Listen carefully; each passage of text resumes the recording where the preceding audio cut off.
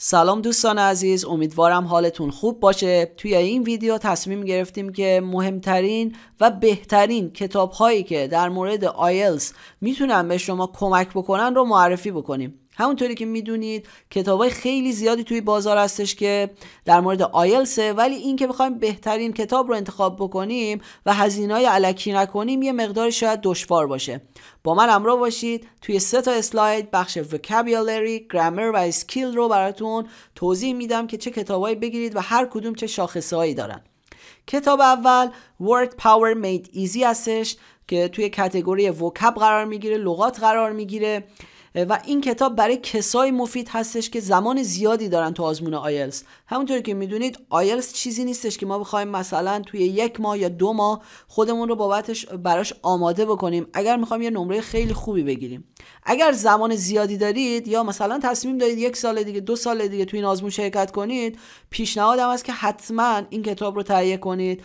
به جرئت میتونم بگم یکی از بهترین منابعی هستش که تو کل دنیا وجود داره در مورد لغات. بهتون یاد میده قدم به قدم چطور لغت یاد بگیرید، چطوری اون رو حفظش بکنید توی زمینه‌های مختلف. مثلا میخواید با دوستتون شوخی بکنید، چطور شوخی کنید. میخواید مثلا راجع به علوم پزشکی صحبت کنید، چطوری راجبش صحبت بکنید. ریشه شناسی رو بهتون یاد میده. این که یه سری تکنیکا رو بهتون یاد میده. اگر یه لغتی رو برای اولین بار دارید توی عمرتون میبینید، این لغت رو با یه سری از تکنیکا چطور به معنیش برسیم، چجوری بتونیم به اون معنی درستش در واقع برسیم. خلاصه این که یکی از بهترین کتابایی هستش برای کسایی که زمان دارن و میخوان دایره لغت خودشون رو فوق‌العاده افزایش بدن و قوی بکنن. Word Power Made Easy. میریم سراغ دسته دوم کتاب ها. Oxford Word Skills هستش. این کتاب برای کسای مفیده که توی در واقع سطح پایینی قرار دارن. اگر دایره لغت پایینی دارید، فکر میکنید تعداد کلماتی که بلد هستید کمه، حتما کتاب بیسیک و اینترمدییت در واقع این انتشارات رو تهیه بکنید. کتاب ادوانسش یه مقداری لغاتش سخت، پیچیده است و نیازی ندارید برای آزمون آیلتس که در این حد بخواد لغات عجیب غریب و پیچیده داشته باشه، چون واقعا سخته که در واقع کتاب ادوانسش. همون بیسیک و اینتر رو تهیه کنید کفایت میکنه. هر کدومش 80 تا درس داره و توی موضوعات مختلف هست و اینتراکتیو هم هست. تمارینی که توش وجود داره تعاملیه کتابش. کتاب سوم که اصلا هدفمند برای خود آیلتس طراحی شده vocabulary for IELTS هست. توی 2 جلد، یکی اینترمدییت هست و یک کتاب دیگهش هم برای سطح پیشرفته یا ادوانس هستش.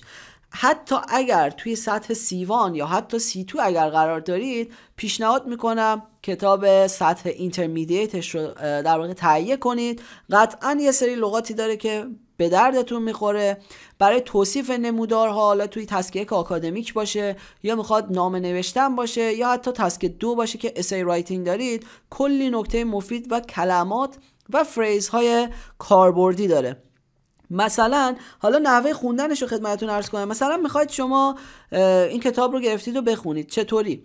اینطوری نباشه که بخواید درس به درس بیاید جلو. خب این یه روش کلاسیک هستش که ما کتابا رو میخونیم، ولی باید هدفمند بخونیم. مثلا خودتون رو در واقع تصویرسازی بکنید، خودتون رو بذارید سر جلسه آزمون. اوکی، الان اگزامینر از من خواسته که من راجع به مثلا فشن یا مد صحبت بکنم. خب من یه سری قاعدتا به یه سری لغاتی نیاز دارم که توی این زمینه باشه. کتاب مثلا همین vocabulary for IELTS توی در واقع سطح ادوانسش مثلا درس 12ش راجع به فشن و مد هست. خب اونجا یه سری لغات داره، یه سری نکات داره که بعد یه سری ایراداتی وجود داره که توی آیلتس کامن هستش یا رایجه. بهتون میگه که از این لغات استفاده کنید، این اشتباهات رو توی این زمینه دارید صحبت میکنید نکنید، که در نهایت بهتون کمک میکنه که بتونید در مورد یه موضوع خاص کلی لغت داشته باشید و بتونید اونا رو در واقع استفاده بکنید. حالا این که بخواید چطور بخونید هم یه در واقع روشی وجود داره. گوشه موبایل رو بذارید جلوی خودتون، از خودتون فیلم بگیرید و صحبت بکنید. بعد این فیلم رو برای یکی از دوستانتون که سطح بالاتری قرار داره یا برای استادتون بفرستید و ازش بخواید که در واقع شما اون ایرادات شما رو بگه، تلفظ شما رو چک بکنه. یا اگر میخواید بنویسید برای تمرین رایتینگ، از اون لغات در واقع استفاده بکنید و بنویسید و اون رو برای دوستتون بفرستید که تصحیح بکنه. که یا برای استادتون بفرستید تصحیح بکنه، فقط دوستتون حتما تو سطح خیلی بالاتر از شما قرار داشته باشه که بتونه در واقع اون رایتینگ شما رو حالا اگر جای ایراد داره تصحیحش رو انجام بده که بهش میگیم پیر کرکشن.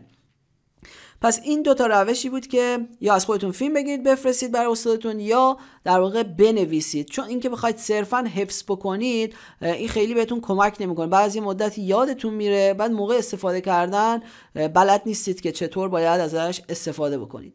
کتاب چهارم و آخر ما English Collocations in Use هستش. خب این کتاب در واقع باز هم 2 سطح داره، سطح اینترمدییت و ادوانس داره که کلی کالوکیشن داره توی زمینه‌های مختلف، توی حوزه‌های مختلف، چون بر اساس تاپیک ها نوشته شده بهتون کمک میکنه که در واقع بدونید چه کلماتی رو باید با چه کلماتی استفاده بکنید. فقط یه نکته خیلی مهمه توی استفاده از این کتاب، این که در واقع چون برای رایتینگ هم کاربرد داره هم برای اسپیکینگ، توی رایتینگ همونطوری که میدونید ما نمیتونیم اینفورمال بنویسیم و باید حواستون باشه که آیا اون کالوکیشنی که دارید استفاده میکنید فرمال هست یا اینفورمال.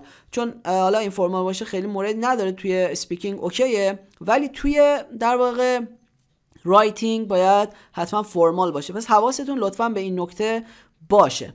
بریم سراغ قسمت دوم که گرامر هستش. English Grammar by Betty Azar هستش که این کتاب که همین جلد آبیش رو شما میبینید در واقع 3 سطح داره. کتابای بتی ایزار توی 3 سطح نوشته شده. کتاب قرمزش برای بیگینرز هست، برای کسایی که توی سطح پایینی قرار دارن حتما کتاب قرمزش رو تهیه بکنن. کتاب مشکیش که در واقع فاندامنتالش هست برای سطح متوسطه که برای بچهای مفیده که توی سطح لوور اینترمدییت یا اینترمدییت هستن، برای B1 تا B2 مفیده. و کتاب آبیش که همینجا تو تصویر میبینید برای در واقع اینترمدییت تا ادوانس نوشته شده که سطح پیشرفتش هست. توی هر سطحی که قرار دارید اگر میخواید گرامر بخونید حتما یکی از این در واقع کتابای بتی ایزار رو انتخاب بکنید. فوق العاده کتاب خوبیه و کلی تمرین داره و مطمئن باشید که زمانی که یه مبحث گرامری رو تمریناش رو میزنید توی بتی ایزار در واقع نکته‌ای نیستش که در واقع جا بمونه، چون یکی از بهترین منابع گرامری تو کل دنیا هستش. کتاب دوم Grammar for IELTS هستش که این کتاب باز هم هدفمند برای در واقع IELTS نوشته شده. نکات گرامری که باید رعایت بکنید، مثلا شما میخواید در واقع یه نمودار رو توصیف بکنید، چه نکته هایی رو باید رعایت بکنید توش. این گرامر شما رو در واقع هدفمند برای IELTS پوشش میده و فوق العاده کتاب درجه 1 و عالی هستش. بریم سراغ قسمت آخر که در واقع اسکیلا هستش. زمانی که شما وکب و گرامر خودتون رو حسابی کاور کردید دیگه وقتشه که بریم سراغ کتابایی که روی مهارت‌ها در واقع فوکس دارن. خب 4 تا کتاب هستش. یکی Official Cambridge Guide to IELTS هست. این کتاب در واقع تموم مهارت‌ها رو پوشش میده، چه برای اسپیکینگ باشه، چه لیسنینگ باشه، چه ریدینگ و رایتینگ باشه. هر 4 تا مهارت رو برای شما به طور کامل پوشش میده و بهتون یاد میده که چطور باید در واقع توی آزمون آیلتس خودتون رو در واقع آماده بکنید. هم برای جنرال هست و هم برای آکادمیک و یکی از کتاب‌های فوق‌العاده در واقع توی بازاره. کتاب دوم Collins English for IELTS هست. حالا یکی ممکنه بگه که من میخوام روی یه مهارت خیلی فوکس کنم، مثلا 3 تای دیگه هم قویه یا 2 تا مهارت هم قویه، اوکیه، میخوام روی 2 تای دیگه سرمایه گذاری کنم. یکی از این کتابای کالینز رو در واقع اون که نیاز دارید رو میتونید تهیه بکنید. برای لیسنینگش جداست، برای اسپیکینگ جدا، رایتینگ ریدینگ هم هر کدوم جدا هستش. لیسنینگ و اسپیکینگش CD داره که در واقع فایل صوتی هست که بهتون خیلی کمک میکنه. تک محور هستن این کتاب ها. کتاب بعدی Mindset for IELTS هست. این هم یکی از منابع فوق‌العاده خوب هستش برای در واقع آمادگی آزمون IELTS. این در واقع 4 جلد کتابه ولی توی 3 سطح هست. کتاب اولش که فاندیشنه برای سطح A2 تقریبا نوشته شده که حالا بچه‌ای که توی سطح در واقع پایین یا مقدماتی هستن اون کتاب رو میتونن تهیه بکنن.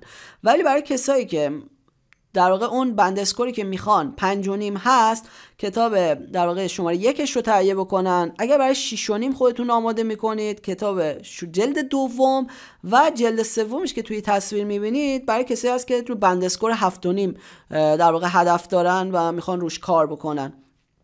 اینم یک کتاب فوق العاده خوبه که 4 تا مهارت رو پوشش میده.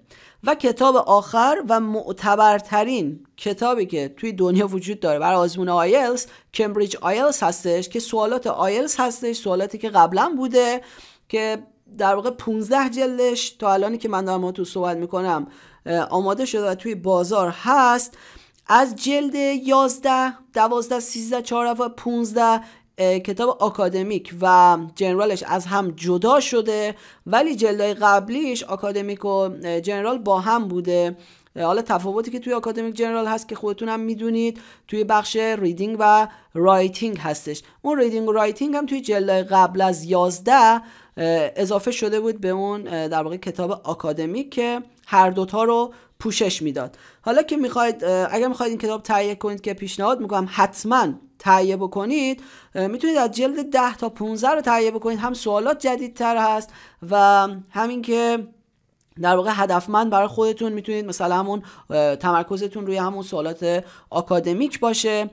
پیشنهادم اینه که از جلد 10 تا 15 رو تهیه بکنید. 4 مدل در واقع 4 نوع سوال رو توی هر کتاب کاور کرده. سوالات اصلی آزمون آیلتس هست سنوات گذشته و پیشنهادم اینه که این رو آخرین در واقع کتاب بذارید. یعنی کتابای قبلی مثل مایندست رو حالا خریدید خوندید یا حالا افیشال کمبریج گاید رو خریدید، هر کدوم که خریدید خوندید، این کتاب آیلتس اکادمیک رو در واقع کمبریج آیلتس رو بذارید برای آخر از همه. این رو بخونید و تستاش رو بزنید. امیدوارم که این ویدیو براتون مفید بوده باشه. کتابایی بود که جزو بهترین منابع برای آیلتس و تقویت آیلتس بودن.